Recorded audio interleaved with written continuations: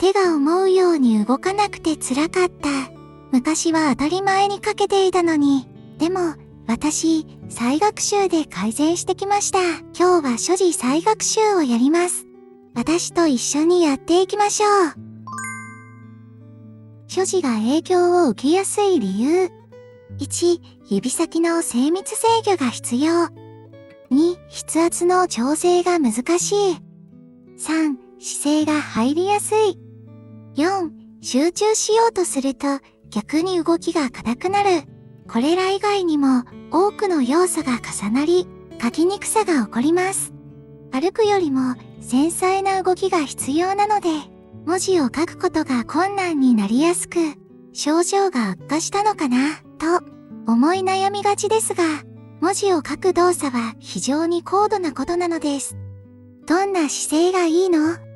顎を引いて、肩の力を抜きます。肘と前腕を机につけて手を安定させ、体の中心で座りましょう。今から紙とペンなどの筆記用具をご用意ください。この動画と一緒に使える無料の練習用シートも配布しています。ダウンロード方法は概要欄をご覧ください。まずは手首をゆらゆらします。左手は何もしなくてもこんなにブラブラできるんですけど、こっちだと硬いですよね。これ私の通常です。で、この時にここをちょっと持ったりとかして、なるべく脱力できるように、揺らしてみましょう。10回いきます。せーの。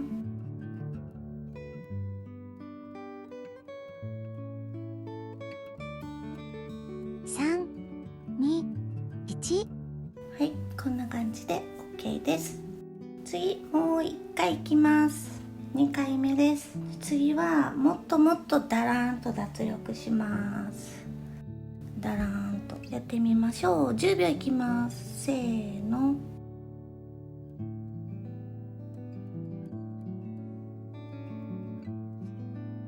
3、2、1。はい、OK です。完全に力がゼロになるってことは私はないんですけど、だいぶ滑らかになったと思います。次は指をパラパラと動かします。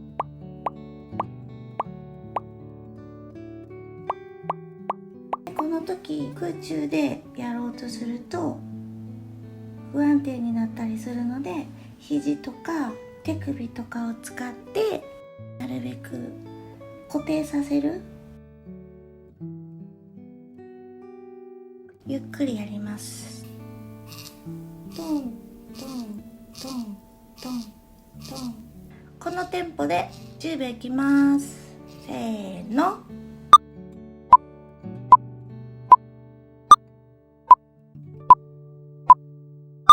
3、2、1。次はもう少しテンポを感じていきます。少しだけテンポ速くします。トントントントントントントンといきます。せーの。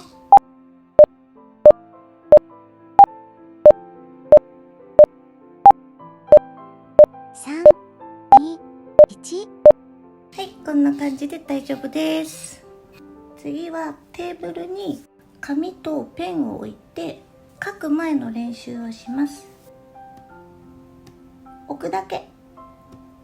この時わざと音を出してもいいと思います。じゃあ10回やりましょう。これぐらいのテンポでいきます。せーの。1、2、3、4、5、6、7、8、9、10。はい、OK です。次は紙と、私はちょっと見やすいようにサインペンでやります。大きな渦巻きを描いていきます。これはダウンロードした紙なんですけど、ない方はぐるっとね。で、なるべく大きな渦巻きを描いてください。内から外に向かって書いていきます。それでは始めます。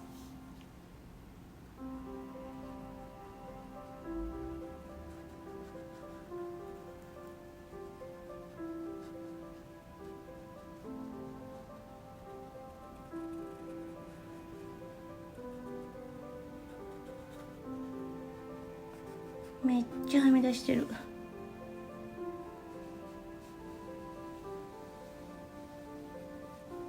はい、こんな感じで下手くそですけど書けました。次は外から中に向かって書きましょう。それでは始めてください。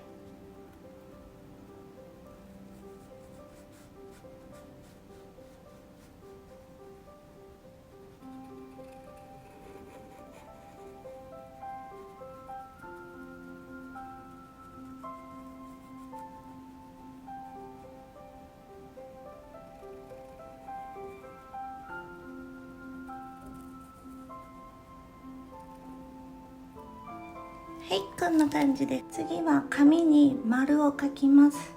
なるべく大きな丸を3つ書きましょう。それでは始めてください。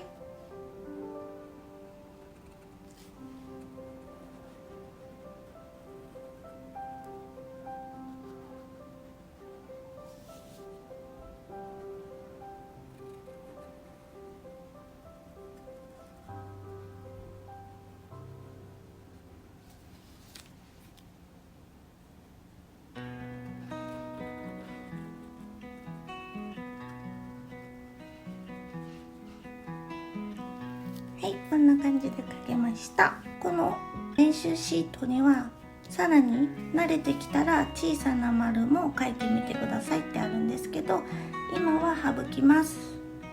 大きめの字であとうを書きます。で、この時書きにくくて途中で止まってしまうとか、ガッチガチの時は一筆ずつ呼吸をみたいな感じで深呼吸すると落ち着くのでおすすめです。それでは大きい字であとうを書いてみましょう。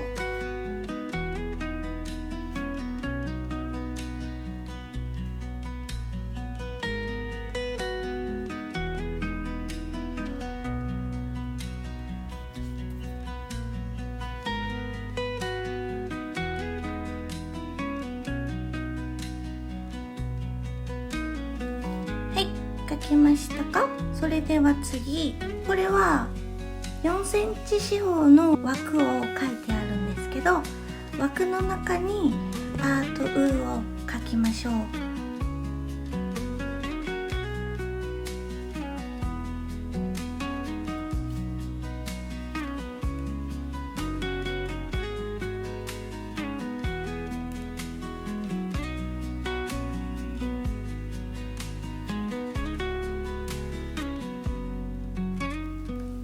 こんな感じで書けました。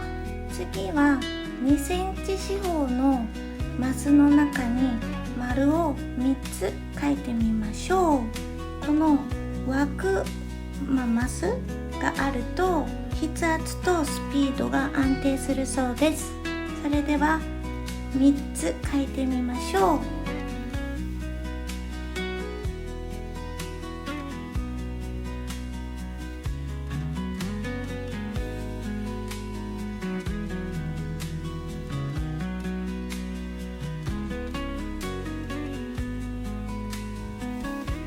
こんな感じで書けました。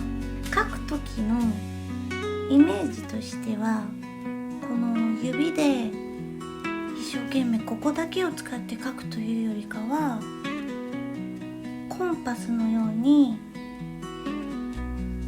ここをコンパスの針が刺さってる感じで、こういう動きをすると結構書きやすかったのでおすすめです。次は自分の名前を書きます。私はちょっと本名を書くのがはばかれるので、山田花子で練習したいと思います。横書きでも縦書きでも大丈夫です。自分の名前を2回書いてみましょう。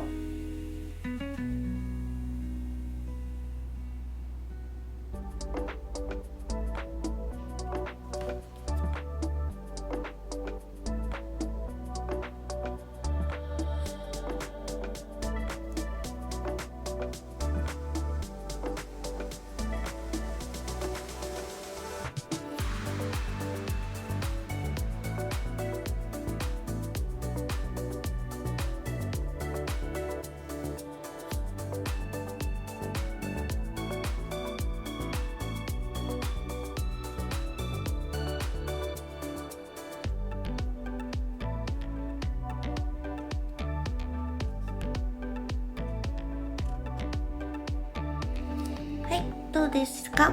練習シートを使ってくださっている方は慣れてきたらもっと小さな枠にも挑戦してみてください。あと縦書きとか。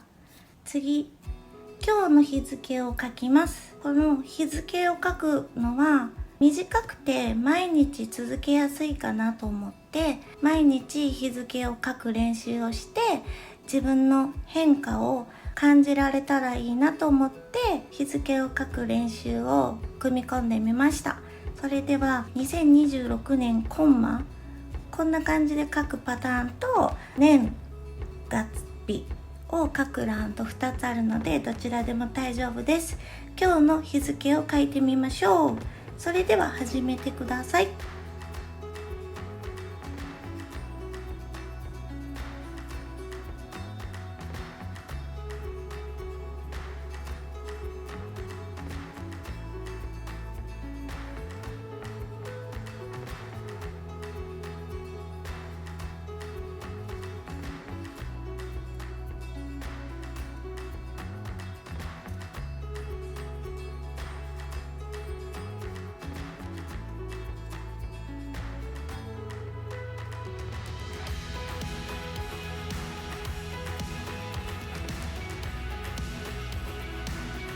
はい、どうですか？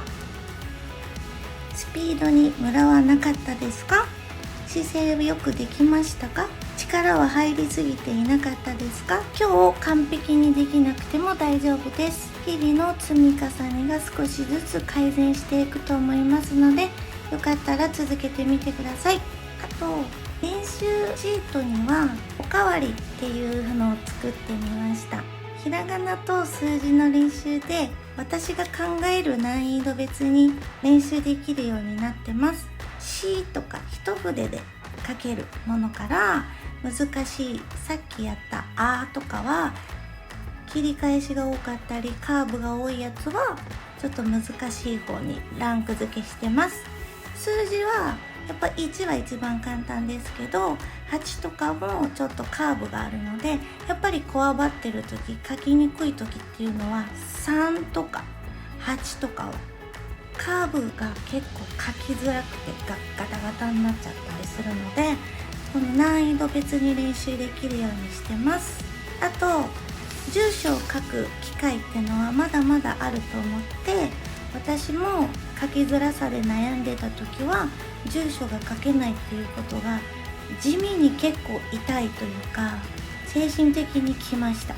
なのに書かなきゃいけない機会っていうのはまだまだあって、なので枠を作ってありますので、これは実在しない住所でだいたい難易度的には普通で、枠の中に書くことで目で見てこの四角の中に書くっていうことが刺激にもなるし、この枠を意識して書くっていうことは練習にとてもいいかなと思ったので枠を作ってます。